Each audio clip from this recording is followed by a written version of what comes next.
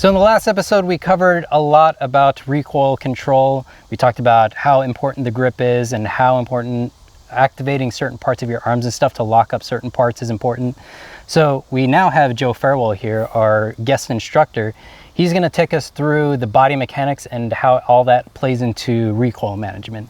So Joe, is there any notes that you want to start with, or do you want to just get right into it? Yeah, absolutely. Of course, the goal of recoil management is to make the gun track up and then come back down to the same spot so we're able to shoot sooner. The whole focus here is to get the sights back on target, or ideally they never leave the target depending on the gun that you're shooting.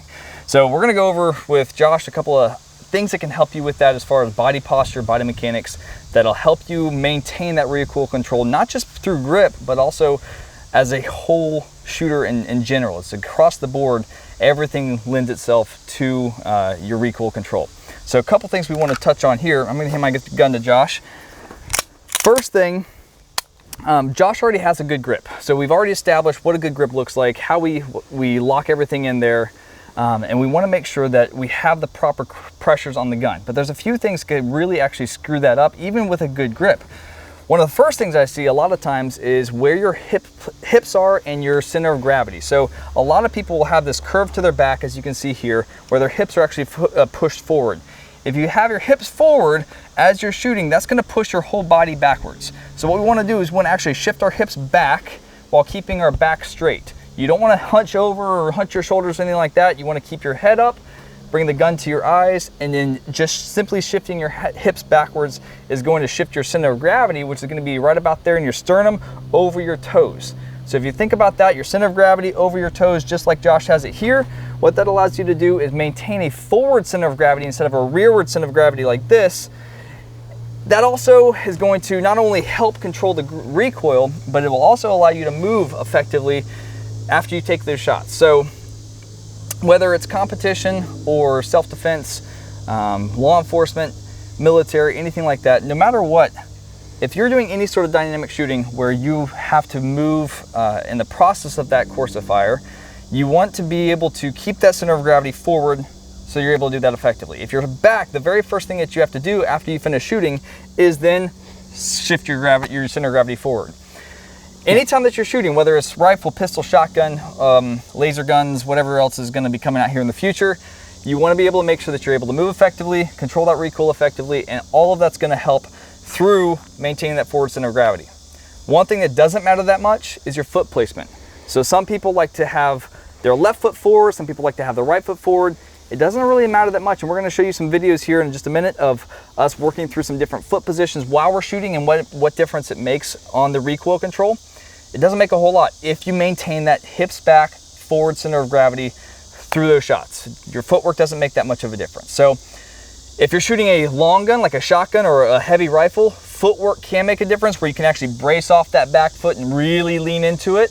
But for the most part, most of your handguns, and especially if you're moving, if you're in a dynamic situation, you're not going to have time to necessarily think about, well, where are my feet planted and is everything perfectly lined up? You're just going to have to flow with it. However, if you keep that same forward center of gravity, keep that balance moving in front of you, then you're not going to have to worry too much about your footwork. So one more note on that with the forward center of gravity, it's not just based on competition shooting. If you're wearing, for instance, law enforcement, military, if you're wearing a vest, any extra weight on your upper body, if you're back at all, that's where you're going to start to fall backwards. If you feel your toes lift, that's where you're off balance already and you're setting yourself up for failure. So especially if you're in a self-defense or law enforcement military world, you really want to make sure that your posture is correct. Shooting like this is not going to set you up for success if you're in a fight or you're wearing kit. You really want to make sure that you are centered up over your feet instead of over your tailbone. So just something to think about. But we're going to demonstrate that here for you guys and hope you guys enjoy and get something out of it. And Joe knows this just like I do. We're both competitive shooters. We have to shoot in some weird situations and different angles and turns and bends and stuff like that.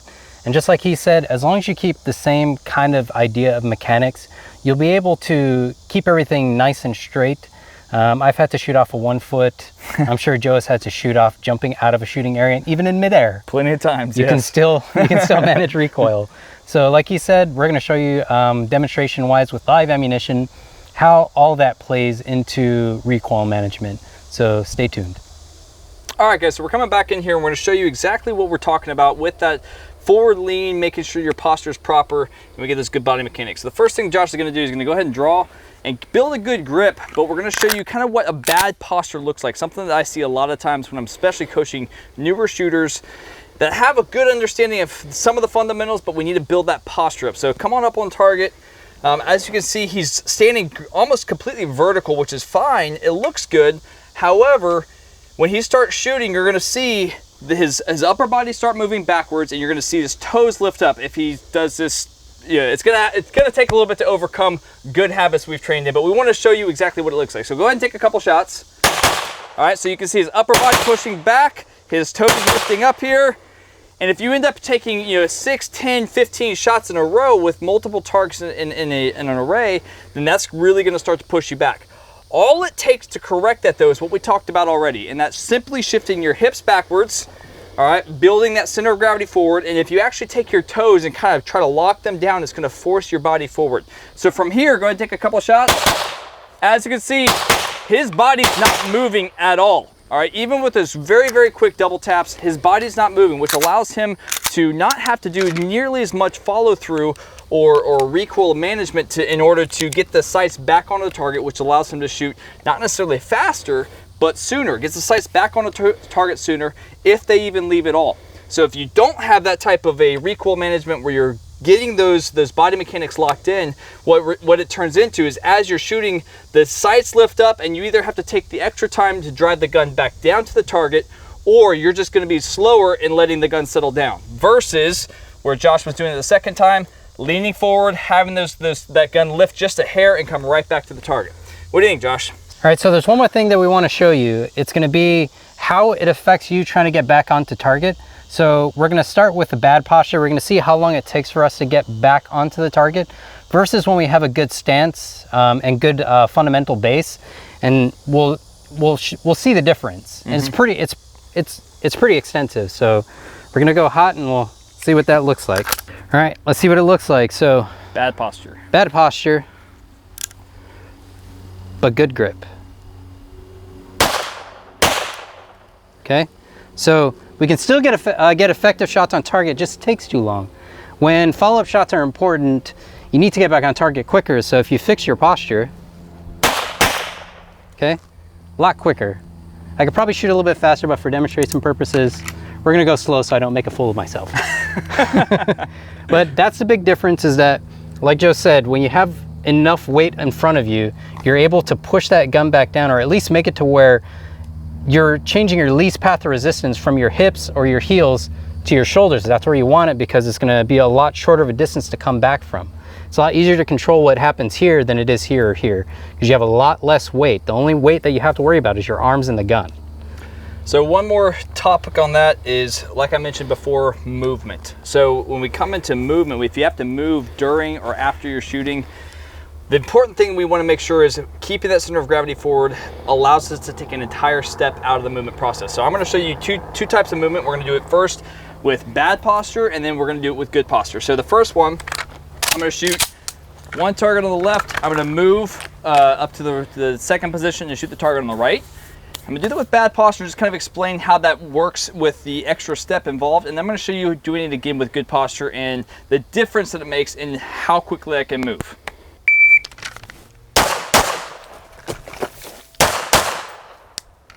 All right, so as you can see there, I had to shift my whole weight forward to be able to get out of that position in the first place.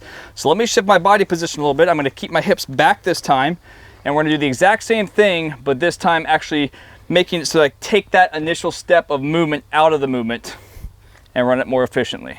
Stand by.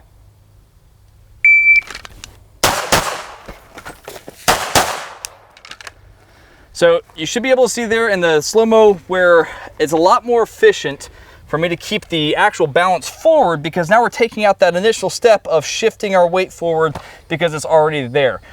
Always trying to make things more efficient, always trying to make our movement more economical, if you will. and just try to get your game better by watching us screw up. Yeah, it sounds a little bit weird, but it'll make sense to you when you actually do it. How much effort it had to take for Joe to get out of this position with his body back like this, as opposed to this, was probably a quarter of how much he had to put effort-wise to start the motion. Absolutely. When you're having to come back and bounce back from recoil especially, that really puts a damper on the capability of what you do, because from here, Joe could have probably been the same time on the timer if he really pushed the bad posture and just like eased back on the really good posture. He could have pretty much made him the same, but it's always going to be faster. It's always going to be more simplistic in a sense when you have the right body mechanics and the right positioning to get out of somewhere. So number one, keep those hips back. Number two, keep that center of gravity kind of in your sternum, forward of those hips, kind of over your toes. Number three, try to maintain that no matter what foot position you have as we're going through any sort of course of fire, whether it's offensive or competitive. Regardless, hope you guys have a great day on the range. I'm Joe, this is Josh. We'll catch you next time.